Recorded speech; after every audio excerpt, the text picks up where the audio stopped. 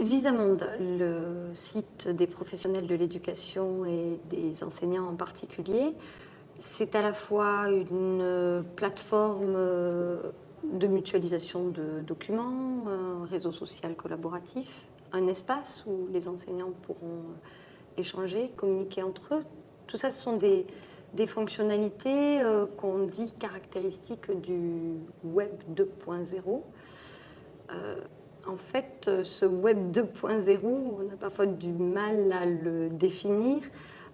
Qu'est-ce que c'est en réalité le Web 2.0? Est-ce qu'il existe vraiment en tant qu'utilisateur? On n'a pas forcément l'impression qu'il y a eu une rupture à un moment donné. Comment vous le définiriez?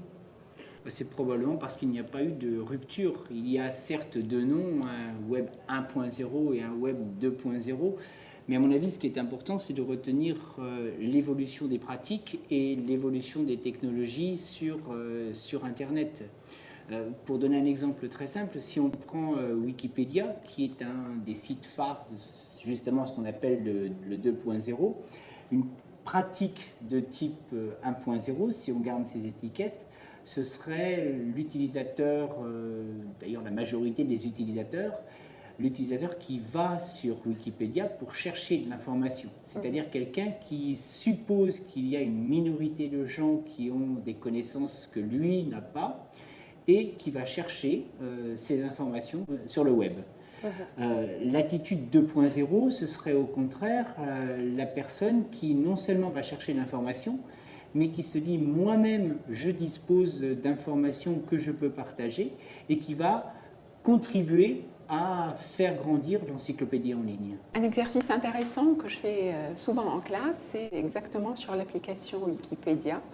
On passe sur la page du Liban, étant donné que nous sommes libanais, nous connaissons le contexte, et la partie cuisine libanaise. On ouvre cette partie-là dans une fenêtre et on introduit avec chaque promotion un nouveau plat libanais avec une petite parenthèse pour expliquer les ingrédients, ainsi les étrangers ils sauront un tout petit peu de quoi il s'agit.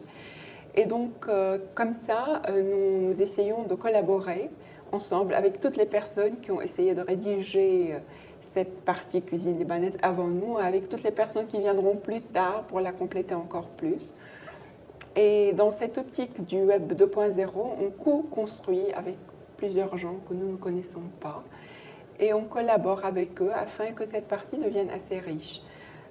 On n'est plus seul à rédiger, à travailler, mais on travaille en groupe avec des gens que nous ne connaissons même pas.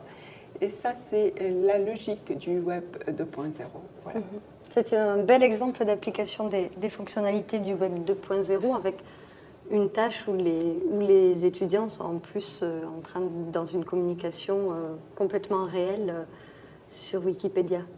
Et tout cela, ce n'est possible que parce que les technologies ont évolué avec les pratiques. C'est-à-dire que si on reprend l'exemple de Wikipédia, ce qui est nouveau dans ce genre de technologie, c'est qu'elle ne demande aucune connaissance technique.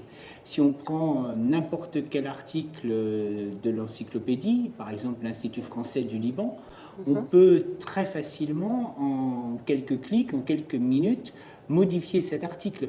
Si par exemple on décide d'ajouter un petit paragraphe sur le projet Visamonde, il suffit ici par exemple d'aller dans une rubrique projet, on trouvera à côté un lien modifié qui donne un accès direct à un champ de texte. Dans ce champ de texte, on pourra taper son texte ou faire un copier-coller à partir d'un texte qu'on aura préparé dans un traitement de texte. On pourra ajouter un lien qui pointera directement sur le site Visamonde. Et ensuite, en 2 clics, le tout est publié. On passe par une prévisualisation, on publie et l'information se trouve instantanément disponible sur Wikipédia et donc disponible à l'ensemble des internautes. Donc il y a une extrême facilité d'utilisation, facilité de manipulation et un accès direct à tout le monde à la contribution. Si c'est si simple, je vais m'empresser de le faire dès ce soir. Donc, pour contribuer sur le Web 2.0, pas besoin de connaissances particulières. Et si je comprends bien, c'est une sorte de changement de posture où je passe d'une posture un petit peu passive de consommateur à une posture active de contributeur.